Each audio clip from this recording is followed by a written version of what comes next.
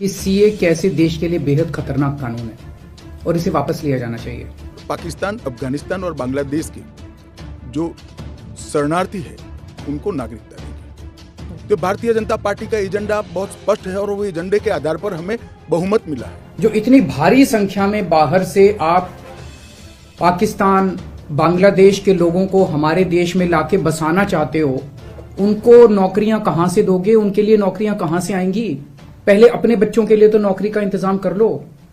अपने देश में इतनी गरीबी है, अपने देश में ऑलरेडी लोगों के पास नौकरियां नहीं है, घर नहीं है, उनको कहां से लाके बसाओगे?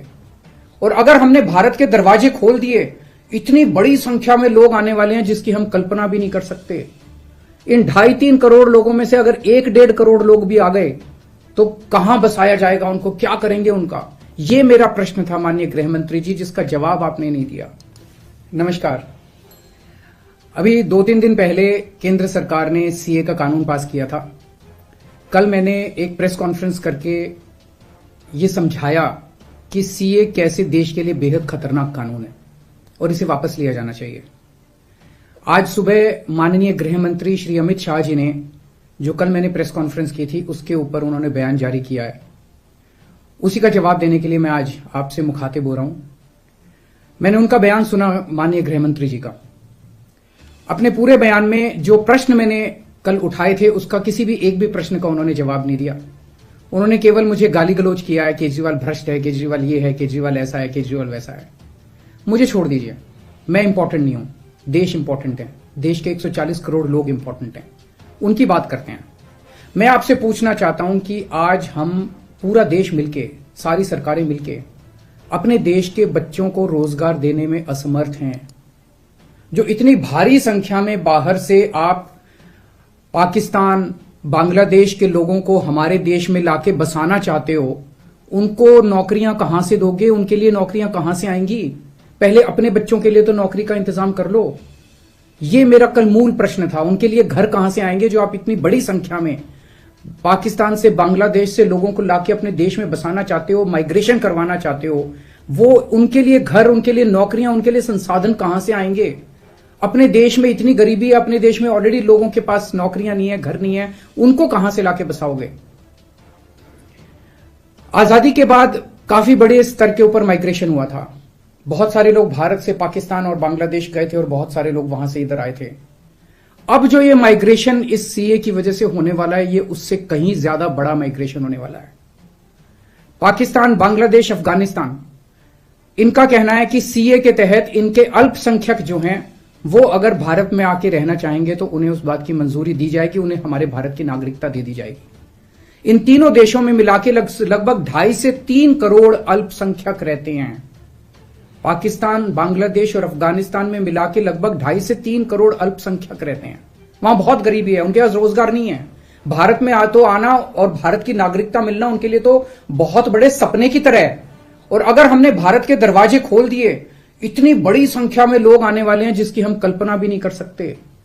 इन 2.5-3 करोड़ लोगों में से अगर 1-1.5 करोड़ लोग भी आ गए तो कहां बसाया जाएगा उनको? क्या करेंगे उनका? ये मेरा प्रश्न था माननीय गृह मंत्री जी, जिसका जवाब आपने नहीं दिया। आपका यह कहना है कि 2014 से पहले के लोगों को, जो आ चुके 2014 से पहले, उनको बसाया जाएगा। मैं आपसे पूछना चाहता हूं, 2014 के बाद आना बंद हो गया? 2014 के बाद भी आ रहे हैं, अभी तक आ रहे हैं, रोज आ रहे हैं। तो अभी तक 2000 जो इलीगल माइग्रेंट आते थे, जो घुसपैठिए हमारे देश के अंदर आते थे, वो डरते थे कि अगर आ गए तो हमें निकाल देंगे, हमें पकड़ लेंगे, हमें जेल में डाल देंगे। उन्हें डर रहता था क्योंकि वो इलीगल थे। अब आप ये कानून लाके उनको लीगल बना रहे हो, अब उनका डर खत्म हो जाएगा। पूरे तीनों देशों के अंदर अब मैसेज ये है कि भारत सरकार अब जो है इन तीनों देशों के घुसपैठियों को लीगल करने जा रही है। तो ये 2014, आज आप 2014 वालों की बात कर रहे हो, कल आप 2019 के पहले वालों की बात करोगे, फिर ये डेट एक्सटेंड करके 2024 कर दोगे, क्योंकि घुसपैठिए तो आ ही रहे हैं। आपने रोहिंग्यों की बात की, ये तो आप ही के टाइम में आए थे, ये तो 2014 के बाद आए हैं सारे रोहिंग्ये। कैसे आए? ये आपकी मिली भगत से आए कि आपकी नाकामी की वजह से आए? पूरे देश में कहां कहां आपने रोहिंग्यों को बसा रखा है? तो जो इतने एक तरह से दरवाजा जो खोल रहे हो, इनको जो लीगल बना रहे हो, ये देश के लिए बहुत खतरनाक है। और इतनी भारी संख्या में इसके बाद घुसपैठिए आने वाले हैं जिसकी हम कल्पना भी नहीं कर सकते। आज जो 2014 के पहले भी आए थे, हमारे देश के अंदर उनके अधिकार नहीं है। आप उनको नागरिकता देके अब सरकारी नौकरियों दी जाएंगी उनको।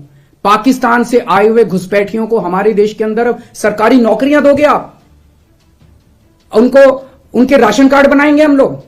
आज दिल्ली के अंदर 72 लाख लोगों के राशन कार्ड हैं, वो कम पड़ते हैं। हम बार बार केंद्र सरकार को लिखते हैं भाई हमारे दिल्ली के अंदर गरीब ज्यादा है, राशन कार्ड बढ़ाने की इजाजत दो। उनके राशन कार्ड बढ़ाने की इजाजत नहीं देते और पाकिस्तान से लाके उनके राशन कार्ड बनाओगे आप, पाकिस्तान और बांग्लादेश के लोगों का। ये तो सही नहीं है। हमारे देश के लोगों के अधिकार मार के आप उनके लोगों को अधिकार दे रहे हो। सरकारी पैसा हमारा पैसा है। सरकारी पैसा 140 करोड़ लोगों का पैसा है, हमारे टैक्स का पैसा है।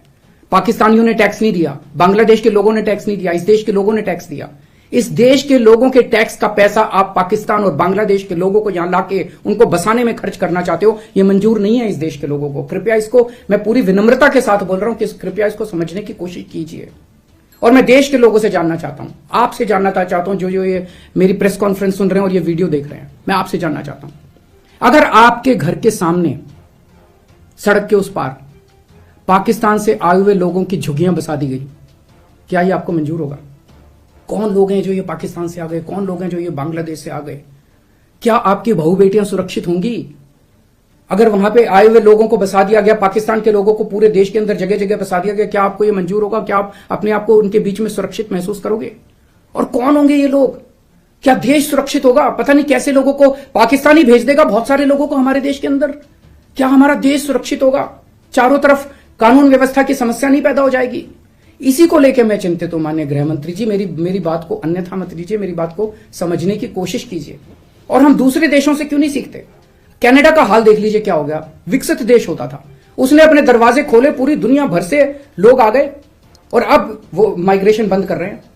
इसका लंदन, इसका यूके का हाल देख लीजिए क्या हो गया। पूरे दुनिया के अंदर आज सारे देश बाहर से आने वाले इमिग्रेंट्स को रोकते हैं और आप दरवाजे खोल रहे हो सबके लिए कि सारे दुनिया के गरीब यहां, पाकिस्तान बांग्लादेश के गरीब सारे आके यहां बस जाएं। हमारे गरीबों की चिंता फिर कौन करेगा?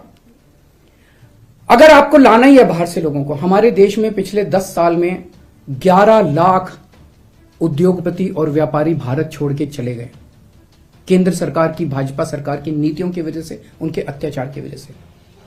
अगर लाना है तो इनको वापस लेके आइए। ये हमारे ही देश के लोग हैं, ये भी भारत के लोग हैं।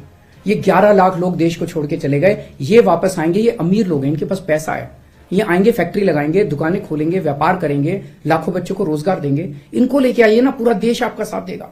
पर पाकिस्तानियों को और बांग्लादेशियों को हमारे देश के अंदर लाके अगर आप बसाएंगे, ये देश को मंजूर नहीं है। नमस्कार।